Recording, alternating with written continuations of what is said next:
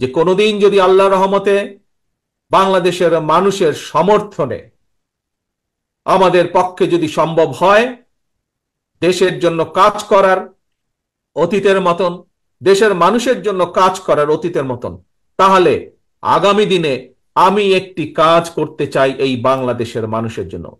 বিশেষ করে গ্রাম থেকে শুরু করব এই কাজটি।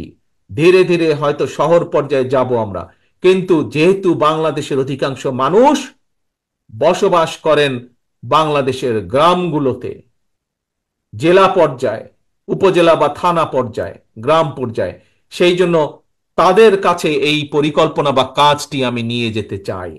কি সেই আমার পরিকল্পনা? আমার পরিকল্পনাটি হচ্ছে প্রত্যেকটি পরিবারের জন্য, মানুষ নয় পরিবার হিসাবে, আমরা বাংলাদেশে কতগুলো পরিবার আছে সেই পরিবারগুলোকে আমরা নির্দিষ্ট করব এবং প্রতি পরিবারকে আমরা রাষ্ট্রের পক্ষ থেকে একটি ফ্যামিলি কার্ড দিব। কি কার্ড?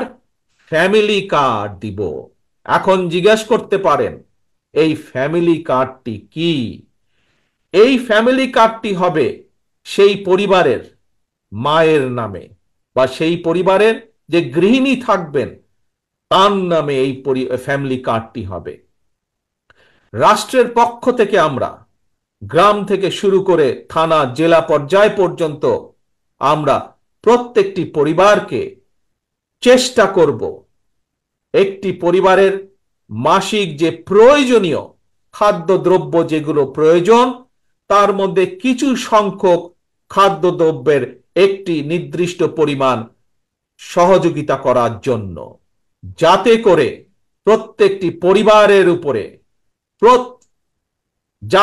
প্রত্যেকটি পরিবার মাস শেষে রাষ্ট্রের এই সহযোগিতা পেলে কিছুটা হলেও তাদের স্বস্তি বোধ হয়, কিছুটা হলেও তারা নিজেদের যে সেভিংস, নিজেদের যে সঞ্চয় সেটির পরিমাণ বৃদ্ধি করতে সক্ষম হয়। এবং তার ফলে এই সহযোগিতাটা যদি আমরা কয়েক বছর ধরে চালু রাখতে পারি তাহলে আমি বিশ্বাস করি বাংলাদেশের গ্রামের পরিবারগুলো, গ্রামের মানুষগুলো সচ্ছলতার একটি পর্যায়ে উঠে আসতে সক্ষম হবেন।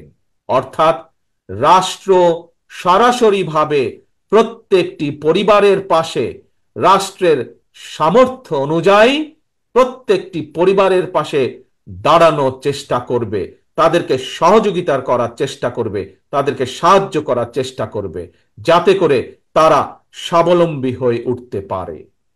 প্রিয় সহকর্মীবৃন্দ, দেশ এবং জাতির ব্যাপারে, দেশ এবং জাতিকে নিয়ে একজন রাজনৈতিক কর্মী হিসাবে আমার আরো কিছু পরিকল্পনা আছে, যেই পরিকল্পনাগুলো পর্যায়ক্রমিকভাবে আমি আপনাদের সামনে ধীরে ধীরে তুলে ধরব।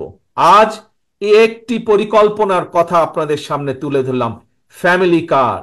এবং এই কার্ডের আমি আগেই বলেছি এই কার্ডটি কার নামে হবে? এই কার্ডটি সেই পরিবারের গৃহিণী, 4 জনের একটি পরিবার, রাষ্ট্রের পক্ষ থেকে সহযোগিতা প্রদান করা হবে এবং এই ফ্যামিলি কার্ডটি হবে সেই পরিবারের মা বা সেই পরিবারের যে গৃহিণী থাকবেন তার নামে, যাতে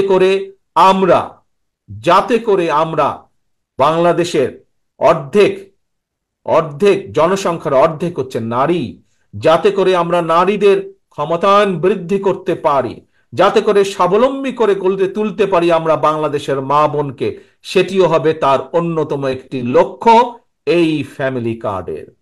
প্রিয় ভাই বোনেরা, আপনাদের সামনে আজ আমি যেই কথাগুলো তুলে ধরলাম, যেই কথাগুলো আপনাদের সামনে আমি বললাম, তার লক্ষ্য এবং উদ্দেশ্য একটি।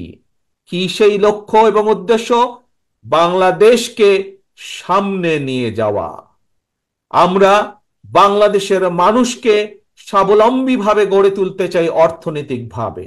আমরা বাংলাদেশের মানুষের রাজনৈতিক অধিকারকে প্রতিষ্ঠিত করতে চাই এবং এটিই হচ্ছে আমাদের লক্ষ্য, এটিই হচ্ছে আমাদের উদ্দেশ্য। কিন্তু এই লক্ষ্য এবং উদ্দেশ্যকে বাধাগ্রস্ত করার জন্য স্বৈরাচারের দোসররা এখনো তাদের ষড়যন্ত্রকে অব্যাহত রেখেছে।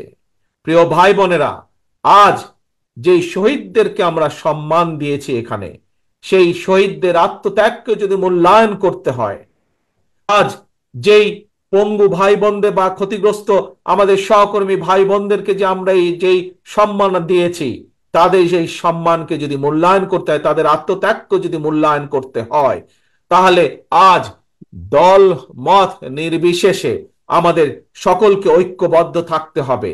ঐক্যবদ্ধ থাকতে হবে আমাদেরকে এই দেশের স্বার্থে, দেশের মানুষের স্বার্থে ঐক্যবদ্ধ থাকতে হবে।